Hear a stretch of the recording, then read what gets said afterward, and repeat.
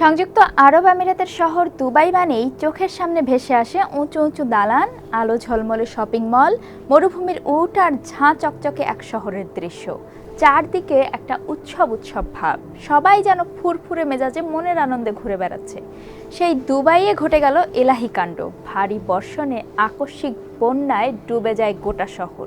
বন্ধ হয়ে যায় বিশ্বের দ্বিতীয় ব্যস্ততম বিমানবন্দর, অফিস আদালত।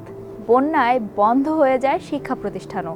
24 ঘন্টার অস্বাভাবিক বৃষ্টিতেই অত্যাধুনিক শহরটির এই দশা। কিন্তু মরুর শহর দুবাইয়ে স্মরণকালের রেকর্ড পরিমাণ এই বৃষ্টিপাতের পেছনে কি কোনো রহস্য লুকিয়ে আছে? বার্তা সংস্থা রয়টার্সের এক প্রতিবেদনে সেই রহস্যজট খোলার চেষ্টা করা হয়েছে। ওই প্রতিবেদনের সূত্র ধরেই আমাদের আজকের বিশ্লেষণ। আপনাদের সাথে আছি আমি রুকাইয়া জহির। দুবাইয়ে কালে ভদ্রে ভারী বর্ষণ হলেও বছরে গড় বৃষ্টিপাত 100 মিলিমিটারেরও কম। সেই দুবাই থেকেই মাত্র 100 কিলোমিটার দূরে আল আইন শহরে 24 ঘন্টায় বৃষ্টিপাত রেকর্ড করা হয়েছে 256 মিলিমিটার। ইংল্যান্ডের ইউনিভার্সিটি অব রিডিংয়ের আবহাওয়াবিদ মার্টিন আম্বাউম এই ভারী বর্ষণের ব্যাখ্যা দিতে গিয়ে বলেন, বিশ্বের এই অংশটি সাধারণত দীর্ঘদিন বৃষ্টিহীন থাকে, তবে অনিয়মিত কালেভদ্রে ভারী বৃষ্টিও হয়। এরপরও এটা ছিল সবচেয়ে বিরল বৃষ্টিপাতের ঘটনা। এই বিরল শব্দটা দুটো দিক ইঙ্গিত করছে। এক, ক্লাউড সেডিং বা কৃত্রিম বৃষ্টি নামানো। দুই, জলবায়ু পরিবর্তনের প্রভাব। চলুন আগে 1 নম্বর অর্থাৎ ক্লাউড সেডিং বা কৃত্রিম বৃষ্টিপাত নিয়ে কথা বলা যাক।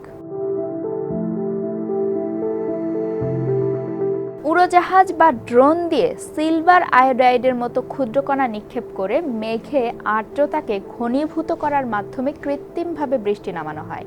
পানির সংকট মোকাবিলায় সাম্প্রতিক বছরগুলোতে আমিরাতও এই কৌশলকে কাজে লাগিয়েছে।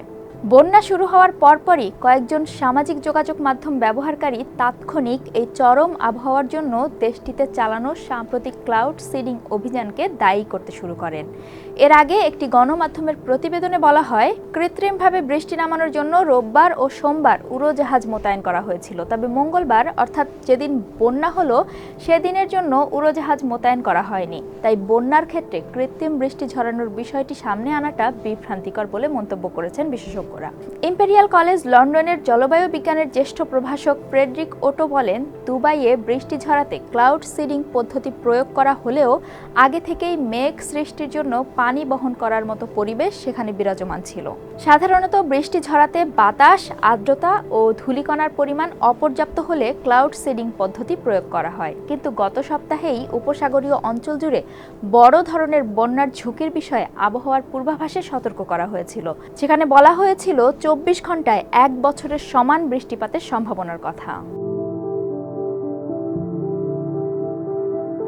বিশেষজ্ঞরা বলছেন, এই বৃষ্টিপাতের ক্ষেত্রে জলবায়ু পরিবর্তন কতটা দায়ী এখনই তা সুনির্দিষ্ট করে বলা সম্ভব নয়। এজন্য প্রাকৃতিক ও মানবসৃষ্ট বিষয়গুলোর পূর্ণ বৈজ্ঞানিক বিশ্লেষণ প্রয়োজন।